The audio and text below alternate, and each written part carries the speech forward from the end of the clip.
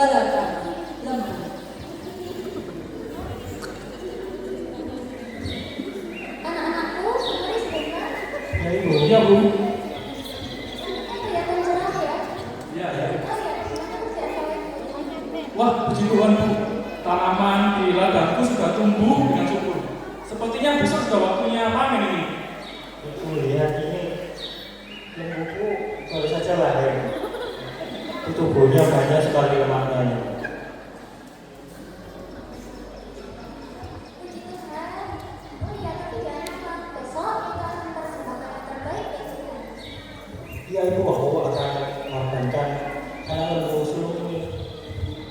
Ya bu, aku juga sepertinya ada beberapa tanaman yang bisa aku persembahkan. Tapi coba aku lihat dulu ya bu di gudang. Baiklah anakku. Keesokan harinya, Kain dan Habel berdiri di altar sederhana. Habel dengan sungguh-sungguh menyerahkan lembunya, sedangkan Kain dengan setengah hati meletakkan panen. Tuhan melihat persembahan Habel dan Kain.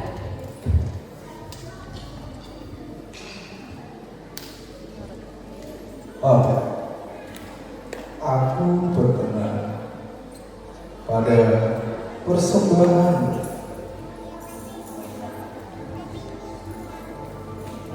Kain, aku tidak berkenan pada persembahan. Hah? Abel, kenapa Tuhan menerima persembahanmu? Padahal aku kan juga memberi. Kakak, ini bukan hanya masalah tentang sebelah, tapi tentang kesuburan hati kita. Ah, diam kamu. Kau buat kamu kata seperti itu. Mentang-mentang persembahanmu diterima. Tak, tunggu. Ah, sudah diam. Sudah kamu. Sudah, boleh semua.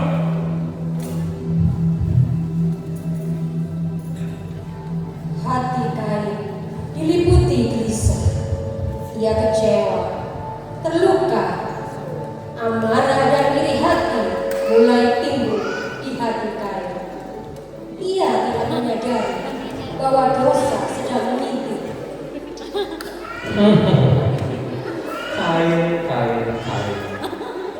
Dulu kamu selalu jadi yang pertama, tapi kini Habel yang lebih bersinar.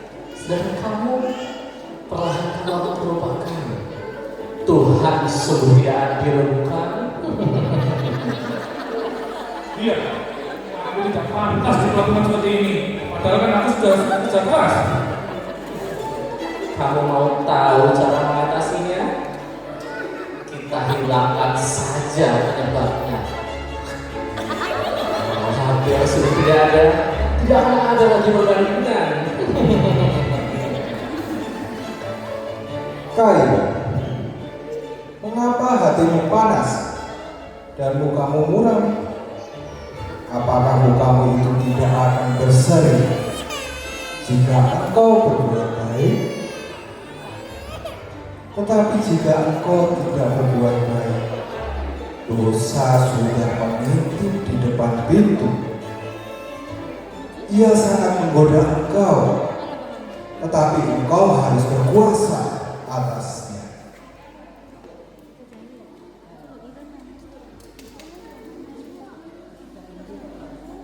Lalu keesokan harinya, Kain mengajak Habel pergi ke ladang. Abel, ayo kita fokus sebentar. Aku mau tunjukkan kamu sesuatu. Itu, katakan itu lihat itu. Nah itu, bagus kan? Bagus ya. Kamu tunggu sini dulu ya. Tunggu sini dulu, ke sana. Nah.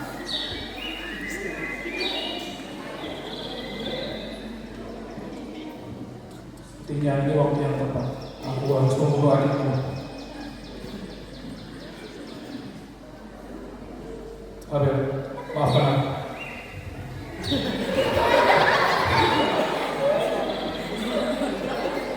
Lu mati. Apa yang aku lakukan? Aku membunuh adikku. Wah, gimana ini? Gimana ini? Aduh. Loh, Kain, nggak tahu Bu, aku nggak tahu. Kain. Dan di ladang itu, darah manusia ditumpahkan oleh saudaranya sendiri.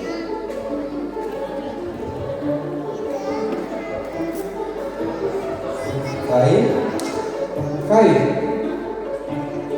di mana Habel, adikku itu? Aku tidak tahu Tuhan. Apakah aku tidak adikku? Apakah yang telah kau perbuat ini? Darah adikku itu berteriak kepadaku dari tanah. Maka sekarang terkutuklah engkau, terbuang jauh dari tanah yang mengangkat mulutnya untuk menerima darah adikmu itu dari tanganmu. Apabila engkau mengusahakan tanah itu, maka tanah itu tidak akan memberikan hasil sepenuhnya lagi kepadamu. Engkau akan menjadi seorang pelarian dan pengembara di bumi. Tuhan, hukumanku itu terlalu berat dari apa yang bisa aku tanggung. Engkau menghalauku dari tanah ini, dan aku tersembunyi daripadamu. Aku menjadi pengembara dan pelarian di bumi. Dan bila ada orang yang menemuiku, sudah pasti dia akan membunuhku. Sekali-kali tidak. Barang siapa yang membunuh Kain akan dibalaskan kepadanya 7 kali lipat. Aku akan memberi tanda. Tidak ada yang akan membunuh.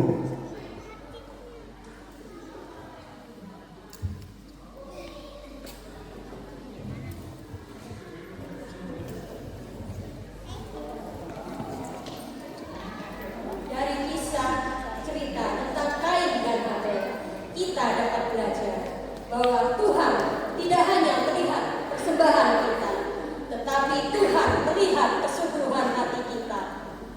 Jangan biarkan dosa menguasai hati